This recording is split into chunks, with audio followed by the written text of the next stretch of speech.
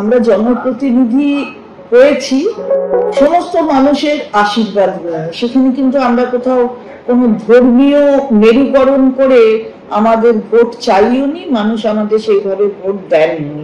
আর এটা এই বিভাজন কেউ করে দেখাতেও পারবে না যে এত এই ভোট এসছে আর অত এই ভোটে আমি জিতেছি কিংবা অত ভোটে হেরেছি। সেটা নিয়ে মেরুকরণ করে এটা করা যাবে না। আমরা হিন্দু নই নাকি? আমার এই শাড়িটা কি বড়দের শাড়ি নয়? আমি কি সোমবার করি না? আমি কি শিবের ভক্ত নই? কিন্তু আমাকে সেটা জাহির করে বলতে হবে কেন? কেউ এমএলএ বিধানসভায় আসে তখন একটা শপথ নেয়, কেউ মন্ত্রী হলে তখন একটা শপথ নেয়, সবই কিন্তু সংবিধান সম্মতভাবে শপথ। আর সংবিধানের মুখবন্ধ প্রিয়াম্বলেই বলা আছে যে কোনো এই ধরনের বৈষম্য থাকবে না, অর্থাৎ কোনো মেরুকরণ ধর্মীয় হোক কিংবা অন্য কোনো লিঙ্গ বৈষম্য কোনোটাই হবে না।